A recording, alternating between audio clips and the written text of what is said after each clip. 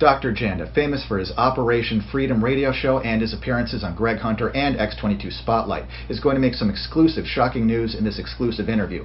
Over the past 3 decades, Dr. Janda has been in touch with top officials and intelligence officers. This is huge. For the only, rare, and unique report on Dr. Janda's most amazing moments and scoops, you must go to portfoliowealthglobal.com/doctor. That's DOCTOR, or just /DR. Enjoy the interview.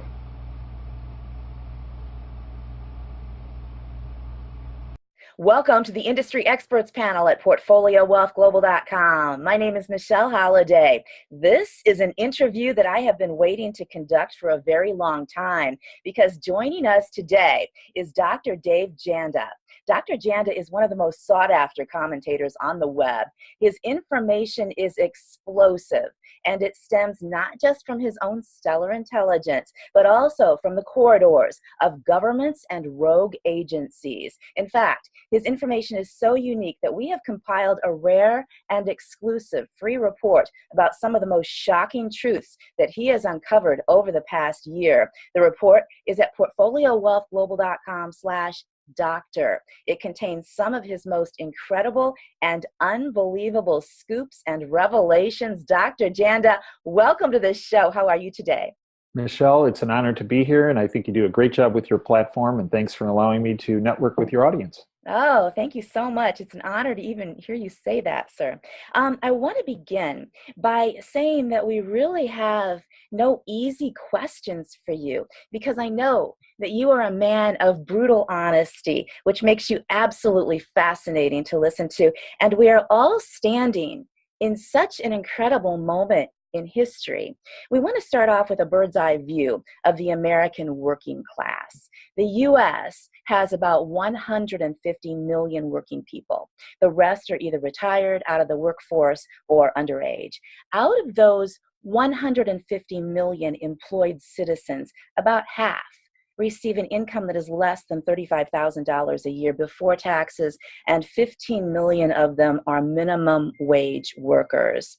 On the flip side, there is a class of very wealthy individuals who are prospering like never before. Dr. Janda, if this scenario continues, what kind of country are we headed for? Well, a couple things. Many folks are saying, well, how's an orthopedic surgeon going to address an economic issue? And by way of background, because I think for foundation, it's important for our audience, I attended Bucknell University, received my bachelor's degree, double majored chemistry, economics, then went to medical school, Northwestern University in Chicago, then did my internship fellowship at the University of Michigan in Ann Arbor, Michigan, and my fellowship in sports medicine in Canada at the University of Western Ontario in London, where I got actually a bird's eye view of a national healthcare system. The research I've been involved with not only focuses on the prevention side of the equation, but I have an economic component to it. So economics has always been a foundational stepping point in all of my research and all of our work. When you speak about essentially the have and have not situation that has occurred in our country, the United States, but actually around the world, I don't think that's by accident. I believe it's by design. And the designers of that have and have not system are a group of individuals that I call the globalist syndicate. I first really became exposed to this deep state, if you will, the shadow government. Not that they were called that, but there was obviously an entity present when I first went to Washington in 1988 to work on healthcare policy. A lot of our work in prevention got a lot of attention at the time, what was called the mainstream media. And just one of our studies that focused on prevention of injuries, according to the federal government, prevented 1.7 million people from being injured every year in the United States and saved $2 billion in healthcare costs. And we spent $1,000 once. That got the attention of then President Reagan in 1988, toward the end of his presidency.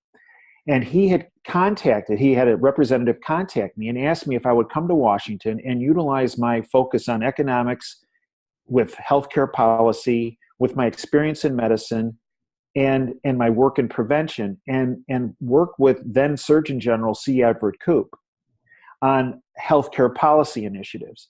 And I did that with Dr. Koop, as well as Jack Kemp, who was a congressman at the time, who was actually working quite extensively with the Reagan administration on domestic policy issues.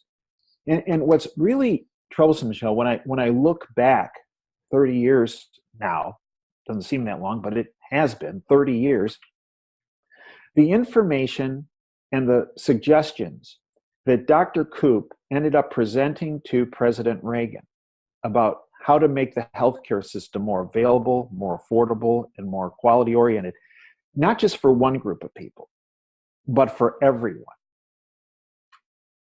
is now just being discussed now 30 years later. Now, let me tell you why. And this is this have and have not situation that has developed. And I think this is the crux of it. We suggested about having insurance companies compete rather than collude, to open up free markets, to have health savings account as empowering people, not government bureaucrats, not empowering insurance companies, not empowering pharmaceutical companies, to have pharmaceutical companies actually compete, to reduce the regulatory requirements with the FDA, still to maintain safety of product. But again, it drastically could have been cut back, even in 1988.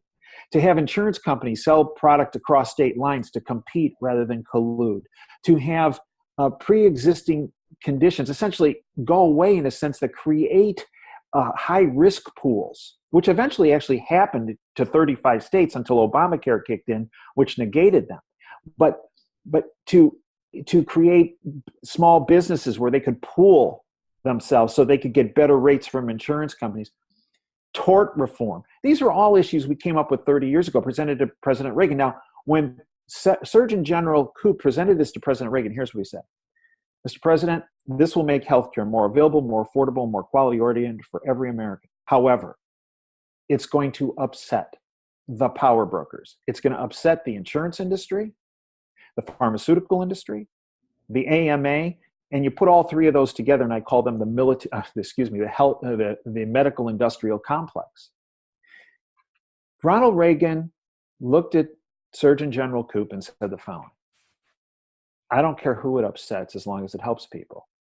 Just do it. And we started to implement those policies.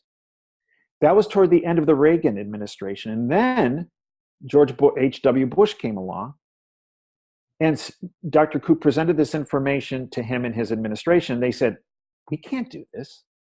We don't want to upset the insurance industry, the pharmaceutical industry, the AMA. And it got put on the back burner. And then Bill Clinton came along and their team got in touch with me and said, hey, we understand you worked through some stuff with Surgeon General Koop, and tell us what it was. And I did. And the response from them was, we can't do this. Do you know how much support we get from the insurance industry, the pharmaceutical industry, and the AMA? Wow. And then George W. Bush came into power, and the same conversation happened with the same result. And as far as Obama, he was wedded to big government and big business melding together to form Obamacare. Don't let anyone kid our listeners and viewers. Obamacare was essentially written by the insurance industry. Now, that's what the marketing says. That's what the bought-off lamestream fake media says, because that bought-off lamestream fake media is part of the problem. They're there to misinform, disinform, and keep people completely uninformed and propagandize them. I came to the conclusion very early in the Bush 1 administration, and then when I heard the same words uttered out of the Clinton administration mouth about our suggestions, that there was really one political party in our country. And I call them the Republicrats. And they're owned and operated by the same global syndicate that I believe is also responsible for this dichotomy that you spoke about of the have and the have-nots. And that is not by accident. It is by design. That was not just a mistake that occurred in policy over decades' time. This was something that was, I believe, preconceived and implemented. Wow. You know, when I first went to Washington when invited by President Reagan, when you first get there, or when we first got there, a group of us, the newbies, if you will, uh, would always be brought in a room, and one of his assistants would come in and say, look, the president wants everybody on the same page. So here are your foundational guidelines. One, the right-left axis is theater. It's meant to have people at each other's throats. The real axis to focus on with your work is the up-down axis, up being freedom and down being oppression. And there is a group of people, now they didn't identify a deep state or a shadow government. They said there's a group of individuals that have significant power that want to strip as much freedom from people as possible and oppress them. The president wants you to fight against them. And do not put any of your efforts or time into the right-left axis. It all goes into the up-down axis, and your efforts have to be restoring freedom. Now, Dr. That was Janda, 1988. That was 1988, Michelle. In 1988, you went to Washington on the beckon of our president, Ronald Who happened Reagan. to see the research we had done because it was reported in some a number of papers around the country. And yeah, right, correct. And that's how this all got started. And they actually told you this. They sat you down and they told you everything that everyone is sort of considering to be a conspiracy theory, mainstream media-wise. 30 years ago, they actually told you this in Washington under President Reagan. That's fascinating. Please continue. So when I started my radio show, it aired in October of 2010. The first words out of my mouth were the following. The day Ronald Reagan left office in January 1989, our country forever changed, because every person that's held the office of the president since Reagan left has been owned and operated by a criminal syndicate, a syndicate that wants to strip every person of their freedoms and liberties. Now, that was in October of 2010. First words out of my mouth in my radio show when I was asked to do Operation Freedom. Everybody says, well, how do you get the name? Well, Operation, Doctor, Surgeon, Freedom, the up-down axis. What Ronald Reagan might have left office in January of 89, but there are thousands of individuals that were influenced by President Reagan that have continued to march to this freedom drumbeat.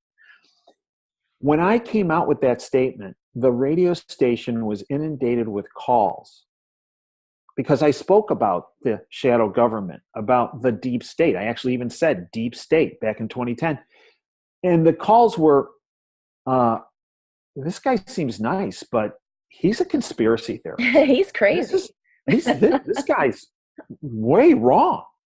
But what I did, Michelle, over time with the show is over the years, from Reagan to Bush, even Bush would appoint me to certain things, but I was always pushed to the side, if you will, for implementing a lot of these free market policies. But I got to know a lot of people in the Treasury Department, in Health and Human Services, in the Drug Enforcement Agency, in the FBI, in the Secret Service, in the Pentagon, in the intelligence agencies. And there were, and still are, and ever growing actually, a group of people that are committed to the Constitution, committed to freedom, committed to free markets, as opposed to this globalist syndicate that really has held the power for decades. And with my show, I bring a number of these people to the show to speak about their experiences. One of the first guests I had on my show was Paul Rosenberg, who was a consultant to NASA and also to the military. Paul spoke about, and this is in 2010, he spoke about how the NSA was monitoring all of our phone calls, emails, internet activities, texts, financial transactions. More phone calls. These guys seem like nice guys, but this is ridiculous. This is conspiracy theory. Yet, when Ed Snowden came out years later and said, hey, folks, no, it's not. they're watching you. And they're watching you 24/7. Or Bill Binney, who is a hero in my eyes, is a whistleblower who came out and actually walked away from the government as far back as 2001 and said, I can't participate in this surveillance that's occurring. And Bill has been a guest on my platform at davejanda.com and with our site and with our show. it was interesting, the feedback initially when my show started, and then after several months, when some of the things my guests and I had been talking about this is what's going to be happening, and things started to happen as we spoke about, and the calls started to come in saying, we thought this guy was a conspiracy theorist. We thought he was really off. And so were his guests. All seemed like nice people and very accomplished people, but they all seemed off. Right. They seem intelligent, but something's wrong things with that them. they were talking about are now happening. And this is how the show has grown. We have listeners now. We stream the show live, free. We have listeners in all 50 states. My single largest listening audience is in Los Angeles, and we're based in Ann Arbor, Michigan. We had listeners last week of our show in over 80 countries, actually 82. And the reason why our listenership has grown so much is because we don't run things on a right-left axis. My largest markets are Los Angeles, California, and San Francisco, California, followed by Seattle. What we do is we go after anyone and everyone who's trying to strip people of their freedoms or liberties and are essentially associated with the globalist syndicate. So the Republicans get it. The Democrats get it. If an independent is out there going after folks, we expose it. So I'd like to think that we get the political elite of the one party, but some people still see it as two parties. The more upset I get them, the better job I'm doing. That's how I see it.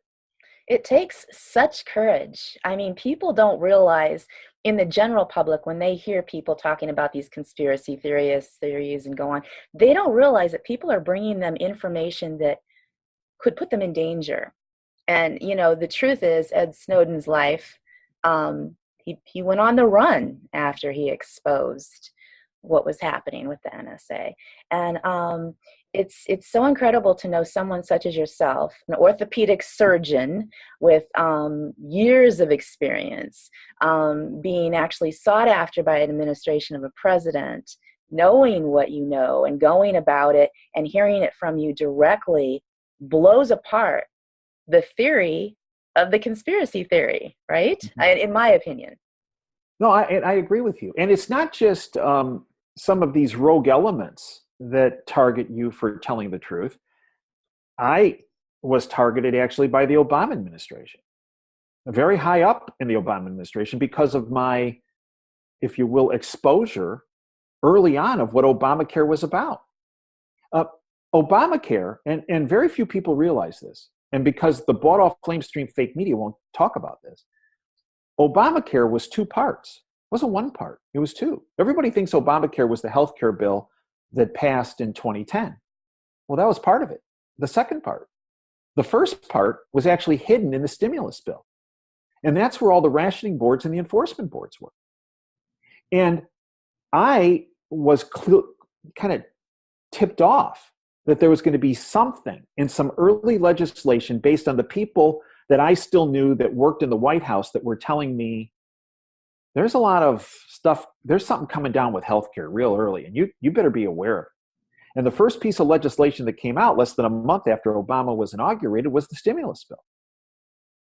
I downloaded it about 2:00 in the morning and started reviewing it.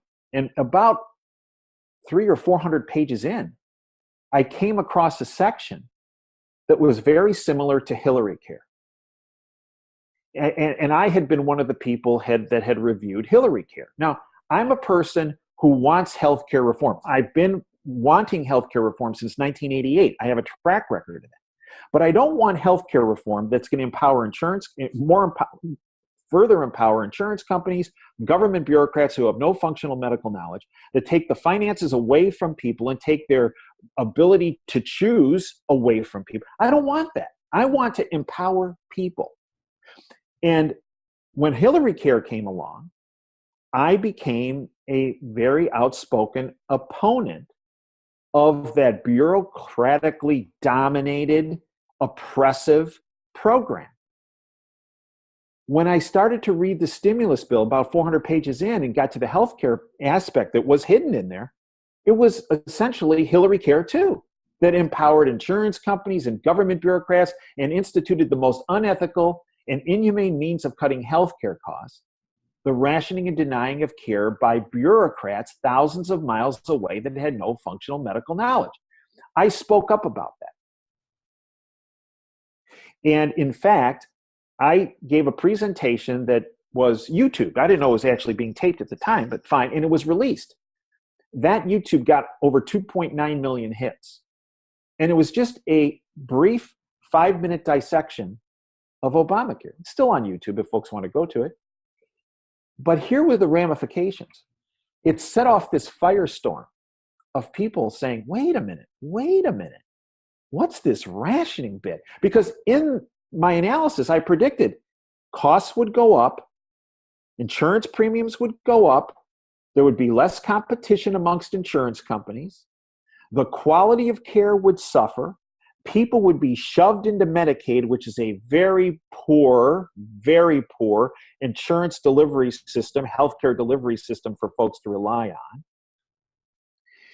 And the availability of care would be drastically diminished through the rationing programs through Obamacare. All this ended up coming to fruition, unfortunately. However, the penalty to Dave Janda for speaking the truth was several months after that, I got a notification from the IRS that I was being audited, as was my family. Oh, you're kidding me. And there was a directed audit, a targeted audit. And I said to our accountants at the time, I said, look, they say, well, this is crazy, Dave. This must be some mistake because you guys already pay them a lot of money. You've never had a problem. You don't have any offshore accounts. You invest in your kids' education. Frankly, Dave, you live a boring life. So this has to be too boring, to be honest. Yeah, which is true. It's a fair assessment. And I looked at them and I said, look, I believe this is a targeted audit, and it's because of my opposition to Obamacare and my radio show. And they said, Dave, you get a lot of heat for telling the truth, but you're really off on this. I go, I'll tell you what, do me one favor. When you walk into that room with the IRS, ask them why we're being audited. And they go, what do you think they're going to say? I go, I think they are arrogant enough and they want to send a message to me that they're going to tell you it has to do with my opposition to Obamacare and my radio show. And they go, they're not going to do that. I go, just ask the question. They go in. I'm in clinic seeing patients. The phone rings. My accountant, he says, we met with the IRS. Sit down. I go, okay. He said, so I asked your question knowing full well they wouldn't respond. He goes, Dave, I couldn't believe it. Because they looked right at us and said, it starts with his radio show and his opposition. That came up 5 more times in the 9-month audit that went on. And let me tell you how ridiculous it got. This is just an example so people realize what people who speak the truth are put through. At one point, the IRS, they were looking for unreported income. They didn't get anything because we had nothing to hide. Right. But at one point they said, hey, Janda gives these lectures around the country on healthcare policy. Yes, he does. Well, he didn't report any income from those. Well, that's because Janda refuses to get paid. What? Yeah, he believes it's his duty to the country to inform people of what's going on, and he does that through his radio show, but he also does it through his public speaking engagements. And if they offer to pay him, he does not accept it. Well, we've never heard of that. Well, now you have. So they contacted these organizations that I had spoken to, and did Janda get paid? No, he didn't. He refused payment. So they come back and they say, well, he did put in for some deductions. And my accountant said, yes, they're legitimate business deductions. If he's using his own money, not getting paid, using his own money to fly to somewhere, paying for a hotel, paying for his food, those are all legitimate expenses. Here's your own form that says it is. And they said, yes, they are legitimate expenses, but we need documentation that he actually spoke. He said, and my accountant said, what are you talking about? You already called these people and determined that he didn't get paid. You already talked to him. Well, that's not good enough. We want written proof that he spoke. Well, what do you want? We want programs from every place he has spoken over the past 3 years. Well, I saved them, Michelle. So I made copies and we gave them to the IRS. And the IRS came back and they said, oh, he has those. Yes, he does. Let's move on. No, we can't move on this. Just because his name was on the program doesn't mean he actually spoke.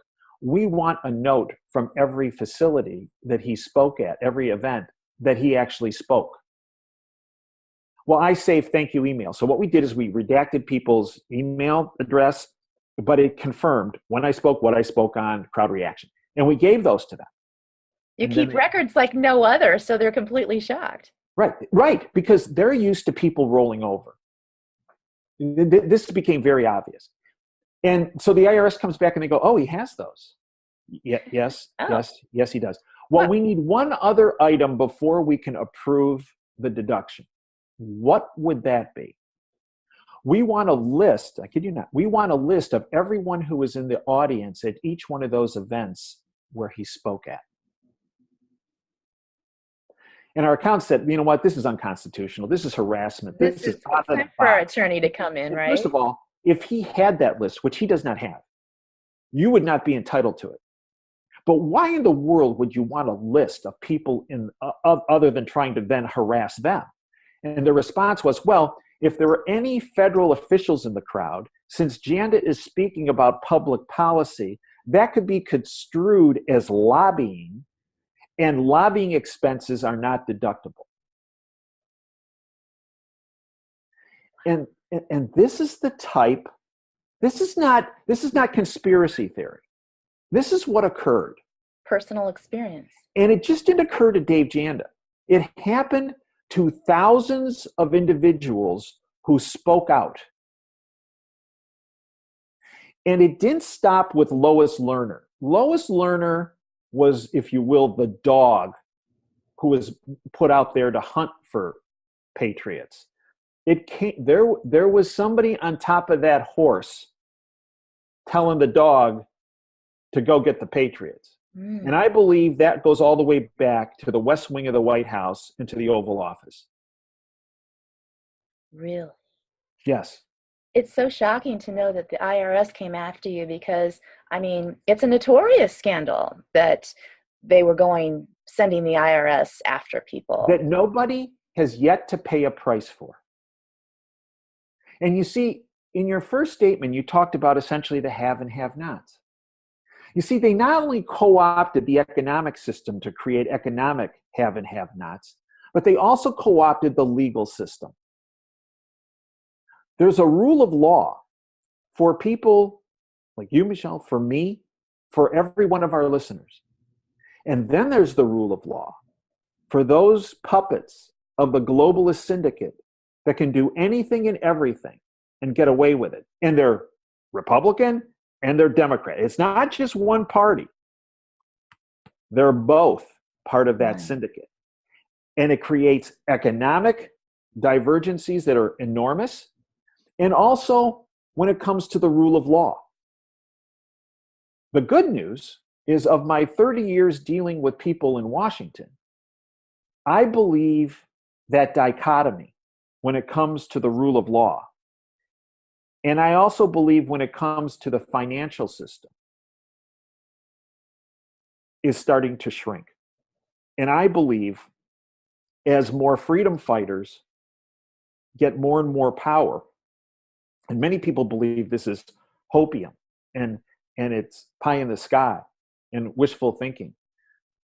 But I can see it from the inside because I still have my fingers behind that curtain and friends behind that curtain that provide me information that the globalists that created this economic dichotomy, the healthcare dichotomy, the rule of law dichotomy, the media dichotomy. This is all part of the same structure.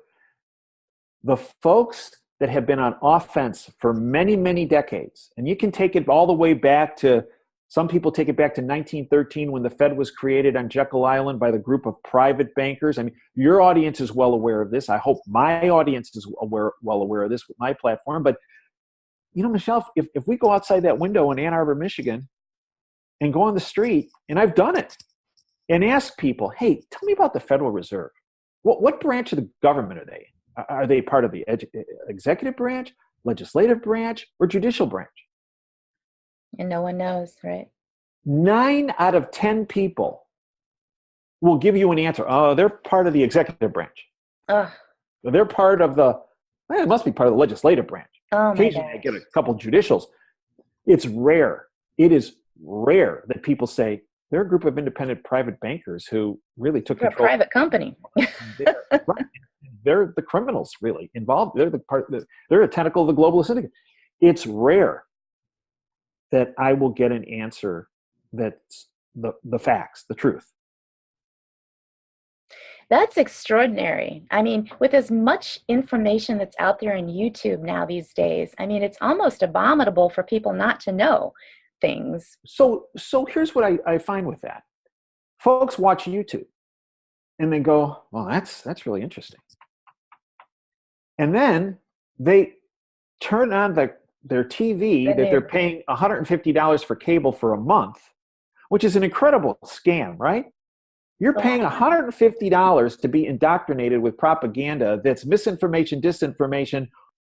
And they say, well, because that big, shiny, big 72-inch box said it's really this, and there's that guy, and he's making a lot of money. And he or she, they're making a lot of money doing that. So they must be the ones who really have the accurate information, not these hucksters on YouTube. They don't understand it's the complete reverse. The people that look real official are being paid by a handful of companies to say the same thing across the board that they want them to say, whereas YouTube is honest. We're there. We see it. This is the video. I just did an interview with Kevin Shipp, who's an incredible patriot. He's a former CIA officer, was in charge of protection for the director of the CIA for years. Kevin, in our interview, spoke about Operation Mockingbird, which was a CIA operation that infiltrated every aspect of the mainstream media, radio, TV, and print. And their goal was to utilize propaganda at all levels to misinform, disinform, and completely uninform. I'll give you a quick example. Back in 1988, one of the first meetings I was at the White House, it was a domestic policy meeting, and we're talking about a lot of different things. And that night I went home. I went back to the hotel, and I turned on the news. And at the time, I think Dan Rather was at CBS, and Tom Brokaw was NBC, and I think Peter Jennings on ABC. And they're reporting on something that we spoke about at the meeting. But it was completely opposite of what was actually going on. It was, if we were talking about white, they were saying it was black. I mean, it was completely opposite, okay? Well, and I saw this on Dan Rather, and I said, wow, he's like off 180 degrees on this. And I turned to NBC, and now Tom Brokaw's talking about it, and he's saying the same thing Rather did. And then I turned to ABC, and Jennings is saying the same thing Brokaw said, and Rather. So the next day, I go back to the White House, because it's day 2 of these meetings. I said, before we get started, we've got a problem. There's a mistake. Dave, what's the problem? I go, well, when I went back to the hotel last night, I was watching the network news, and they talked about something that we spoke about here yesterday, but whoever's doing the public relations for the White House here got it all messed up because they gave them the exact opposite. And they all started laughing at me. And here's what was said. Dave, you're a newbie. Understand something. The communications department did exactly what they were told to do. Rather, Brokaw, and Jennings reported exactly what they were told to report. 1988, Michelle. 1988. Everything that was discussed that was eventually put on the media from those meetings was almost 180 degrees. That one end, it was 180 degrees, but almost 180 degrees from reality, what was occurring. I'm almost speechless that it was happening back in 1988. But, you know, the fact that they have so much control, I mean, people don't realize that everything comes from the Associated Press, right? There's 6 companies that own it. The Associated Press sends out the stories and everybody reads the same thing. And those 6 companies own everything. But they look very official. And they all sit at the table of the policy arm of the globalist syndicate, the Council on Foreign Relations. And I'll say something, and I don't want to get you in trouble, but I always get in trouble when I say this. That's okay. You know, some people say, well, Fox News, oh, that's fair and balanced, and that's the exception. No, they're controlled opposition. Look at the Murdochs who own Fox. They sit on the Council on Foreign Relations. You know, whether it's Fox or CBS or NBC or ABC or CNN or the Washington Post and New York Times, it's all like going into a Baskin-Robbins ice cream store. Every single one of them are owned and operated by, they're all different flavors, but they're all in the same store. And the store is the globalist syndicate store. And that's why I believe it's what you do with your platform, what I try to do with mine at davejanda.com, and what many other leaders in the alternative media do is so important. And that doesn't mean people should not, they should research the information.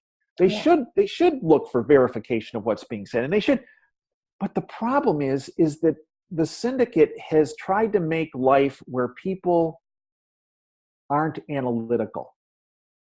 And this is how they've also, if you will, infiltrated the educational system. I lecture at a number of different colleges around the country. And the kids are really smart.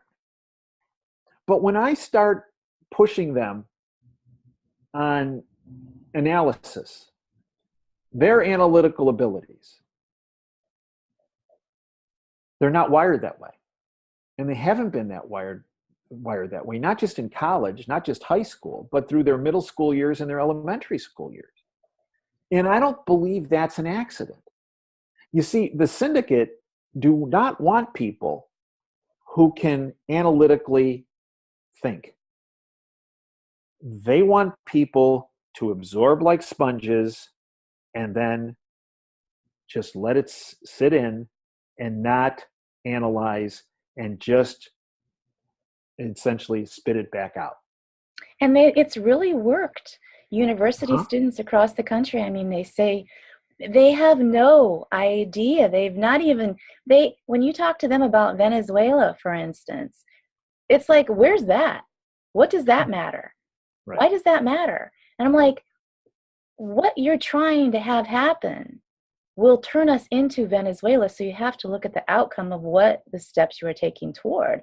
If you're walking down a path, you should know what's at the end of it, but they don't think that way. You're right. They just, and it's such a shame because so many people, when we talk about they don't know and this and that, it's not that they aren't intelligent. It's not that they don't want to know. It's not that they don't love their country or want to take care of their family or want to trust their government, but there it is. They want to trust what they've been told.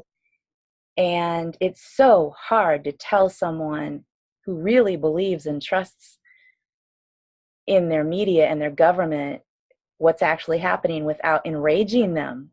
Mm-hmm. Well, and you know, as I said, I live in the People's Republic of Ann Arbor, Michigan. And government could never be big enough for the people of Ann Arbor. They love government. There is not a government agency that they would ever want, even, I mean, not just to go away, but to forever expand. And they have the belief that government officials are really all very good people that all want to do the right thing. It makes them feel safe, Dr. I will tell you another conversation that occurred from a very, very well-known political figure. And this is back in, again, end of 1988, 30 years ago. We were walking down the street, Pennsylvania Avenue, after having had a meeting in the White House. And I asked this person, I said, what percentage of folks in this city, Washington, are co-opted, are bribed, blackmailed, co-opted? And this person looked at me and said, at least 95%. And I actually laughed. I said, now, come on, really? What? And this person looked at me and said, I'm not kidding you. 95%. And what's really unfortunate, Michelle, is over my 30 years of dealing with folks in Washington, I actually think that figure is accurate. The 5%, however, that's an ever increasing percent, I believe. It has been increasing. And the reason is because love Trump or hate Trump, I believe that and there are different silos of these globalists. And the one that's been the most sinister, that's kind of controlled things, have been what's called the Rothschild-Rockefeller axis or silo. Does Donald Trump have some affiliations with the globalists? Yeah, I believe he does. But not that silo, not the Rothschild-Rockefeller axis that the Clintons, the Obamas, the Bushes, the Romneys, the McCains, the Ryans, the Pelosi's, the Schumers, you name it, all the way up and down the board. They're associated with that really nefarious axis. Trump, I believe, is associated with an axis of the globalists that's like, you know what? No, this is not about the destruction of the United States. This is about, that make America great again thing, but essentially trying to restore some freedoms. And actually, if we lift the boat, if you will, of freedom, that it will help everybody around the world. And you know what? Let's get our hands out of the pies of all these other countries and let them do their own thing. And that doesn't mean we can't trade with them fairly. That doesn't mean that if they have some military issues that they ask us to advise on, that we can't advise them or whatever. But more, if you will, of a sovereign-centric approach, as opposed to a New World Order, one world government kind of approach of the Rothschild-Rockefeller axis. And what he embodies in that respect about this sovereignty issue is really a freedom-based issue that goes back to what Reagan was talking about. And what I have seen over the past couple years is that individuals there are wonderful government employees in every department and every agency that are dedicated to America, dedicated to Americans, dedicated to freedom, dedicated to liberty. But there is also a big chunk that has run the roost for many decades that are part of the globalist syndicate, that are deep state players. Those deep state players are being shuffled to the side. And the more freedom-based patriots have been gaining more and more power internally. This is what I see from behind the curtain. Wonderful. I was going to ask you about your reading on President Trump. So you see President Trump as a parallel, if you will, to President Reagan, possibly JFK. So in many respects, yes. Now, granted, there are things he says, there are things he does that I don't agree with. On the other hand, I don't believe he's bought and paid for by the globalist syndicate. And I believe that his intentions, although I might disagree with them in certain policies, for example, when he was talking about healthcare policy initially, he was talking supportively of Ryan Care, of which I was vehemently against because it was essentially baby Obamacare. It was essentially an insurance company written program, just like Obamacare had been. And I had been funneling information into the administration saying, don't do this. And I was going on record on my show on other platforms saying Ryan Care is bad. And if President Trump embraces this and tries to push for this, you're going to take Obamacare and you're going to put a new name on it, Trump Care, and it's a disaster and it's going to fail. I got blowback from the administration initially about not being supportive. Ultimately, what he ended up doing is not embracing Ryan Care, although it took longer than many of us would have liked. And he said, hey, why don't we just go for taking the tax away from people if they don't purchase it? Now, in retrospect, that was a brilliant move, because now we just had the decision out of Fort Worth, Texas from a federal judge who was absolutely brilliant and said, wait a minute. There are three stools to Obamacare. This is what Obama says. There's Obamacare, the big bureaucracy. There's the mandate. And even the Supreme Court several years ago said that those two combined were unconstitutional. But when you add the tax to it, this is good old Judge Roberts' logic at the time, and you add the tax to it, it makes it constitutional. Well, by Trump pushing for the tax to go away, it left the big bureaucracy with the mandate, which was already ruled to be unconstitutional. So in actuality, what he ended up doing was the right thing. But to get there, we had to go through the whole Ryan Care thing, of which a number of us were not supportive of. So there are topics that we're very supportive of President Trump on. And again, it's not a right-left axis thing. The prism we go through is the freedom prism. And do I wish sometimes that he would present things differently? Yes. Do I wish he would? And frankly, a lot of people get down on him on the Twitter thing. Actually, I like it because it's him going around the fake media. I actually think it's a brilliant move. Yes. And he creates a news cycle all by himself so I don't have a problem with that. It's a presentation, yes, sometimes, but the bottom line is I see a lot of what I saw with Reagan with President Trump. And it goes back to that conversation C. Everett Koop had with Ronald Reagan. If it helps people, I don't care who it gets mad. And I know for a fact, George H.W. Bush, Bill Clinton, George W. Bush, and Barack Obama did not have anywhere 1/1000th of that philosophy based on personal experience.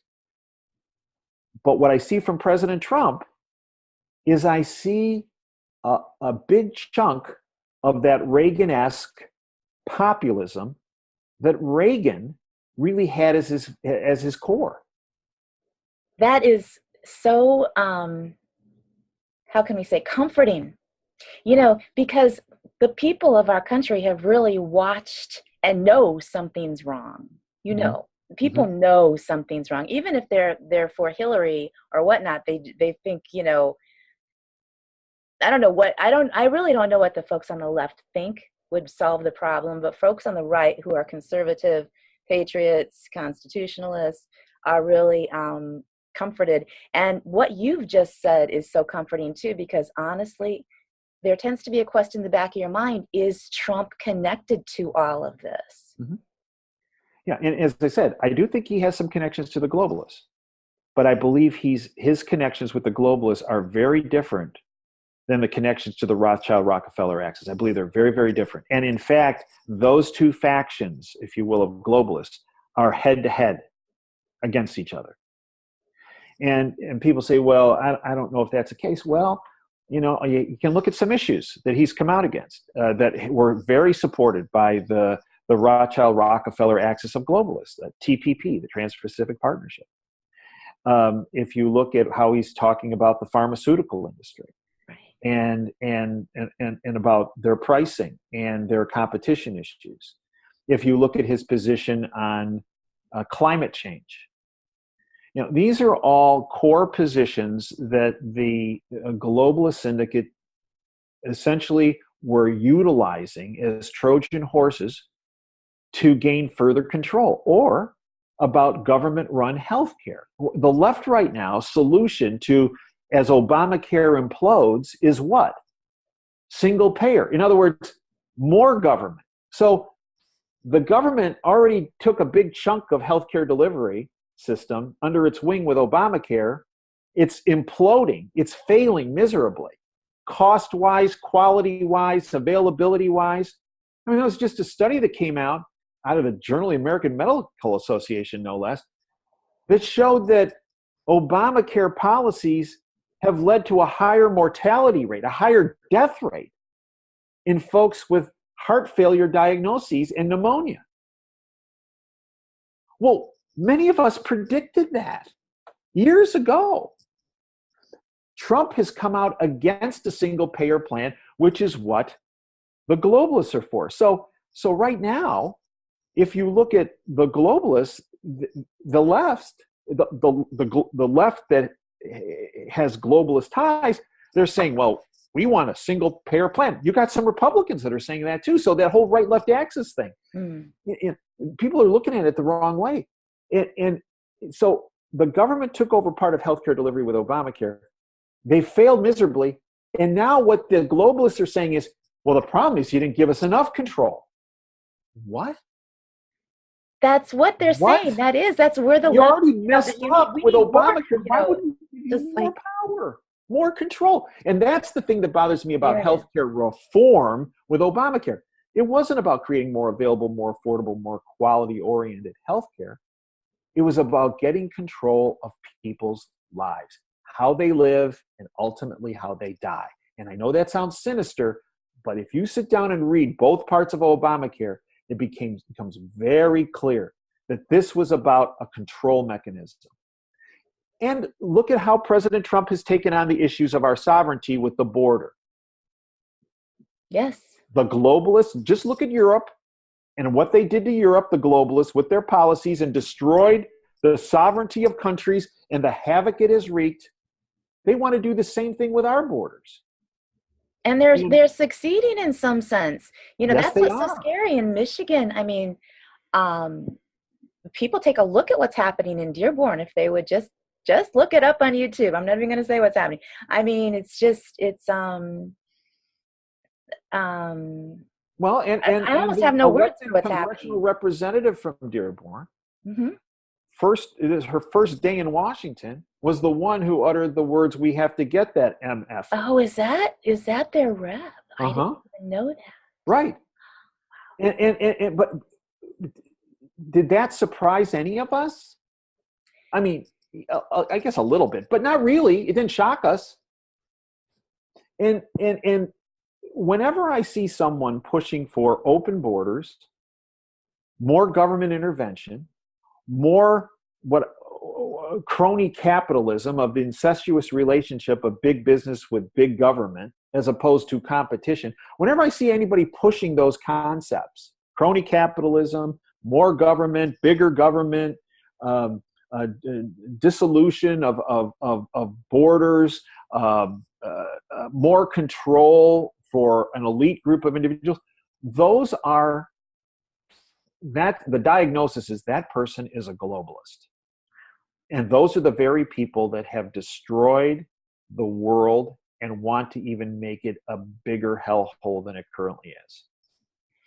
Dr. Janda, I could just go on and on with you. You're fascinating to listen to, and it's been such an honor to have you on this show today. Please tell everyone how to follow your work, how to follow your radio show so they can listen in on this. So they can listen live to the show free. They go to davejanda.com. The show airs live every Sunday from 2 to 5 Eastern out of Wham Talk 1600. They go to davejanda.com, hit the listen live button. Now, if they want the podcast, we have davejanda.com platform. We have a free side, a public side, which the live show goes through. But we also have a subscription side. 30 cents a day, about $9 a month. Folks don't have to sign up for a year. They sign up for a month and it recurs. And if they don't like it, they can get rid of it. But again, the content they get, they're not going to get from other sources. I believe no source in the bought off lamestream fake media. So they can get the podcast for our radio show, 24/7 access to the subscription. I do a WTF geopolitical show about what's happening based on my contacts from behind the curtain. I do that every week. I do another show called The Insider Insight Show. We interview somebody from, if you will, behind the curtain speaking about things. This week, I interviewed Charles Woods, who's the father of Ty Woods, who's one of the 4 that died in Benghazi. Ty was a former Navy SEAL. He was a CIA contractor. He was one of the individuals with him and Glenn Doherty that went over and saved the 35 people out of the mission, the State Department mission, brought them to an annex, and they ultimately, Glenn and Ty, died on the rooftop. They were the ones fighting for 13 hours, where the United States government did not send help or rescue. And they got hit by a mortar and died on the roof, but they saved those 35 other Americans. I interview Ty's father, Charles, who's a retired lawyer, an administrative judge.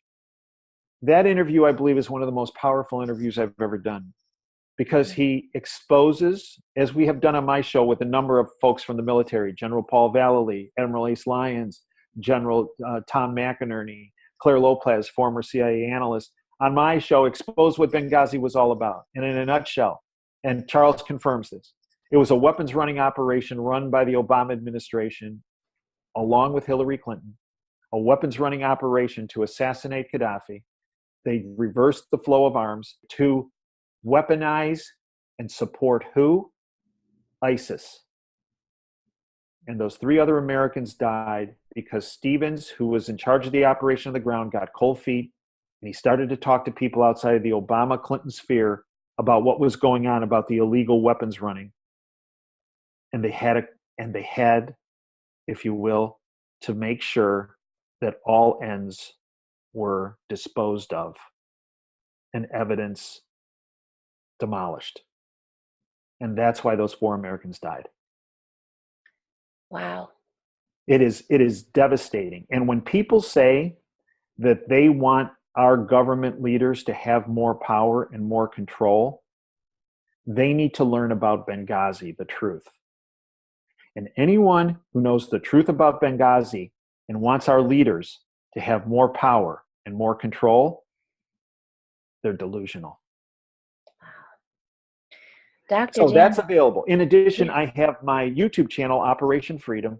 I upload 1 YouTube a week, and folks can take a look there. You hit a little subscribe button. It's free for that. But we have our free site on DaveJanda.com. We have our subscription site, 30 cents a day, where we have the extra shows and the podcast. And then we have the Operation Freedom YouTube channel. All kinds of stuff. Couple things. Thank you so much for coming on the show today. Well, it's been an honor. It's been a pleasure. And I thank you, Michelle, for everything you do. You truly make a difference for folks. Folks become empowered when they become educated, and educated with the facts. And that's exactly what you do. And I thank you for that. Oh, sir, it's such an honor to hear that from you. Dr. Dave Janda, whose shocking revelations are covered in our free report at portfoliowealthglobal.com/doctor. For the Industry Experts Panel, I'm Michelle Holliday at portfoliowealthglobal.com. We just released interviews with silver expert David Morgan of the Morgan Report, or portfoliowealthglobal.com/Morgan for his best predictions. Huge interview with John Rubino of Dollar Collapse, a Gerald Celente explosive interview, including his key ideas at portfoliowealthglobal.com/Celente, and Carl Denninger with new data that is essential for investors have all been published on the channel. Make sure you get the boil down on Dr. Janda with a must-read PDF on his greatest ever moments. Go to portfoliowealthglobal.com/doctor or /DR.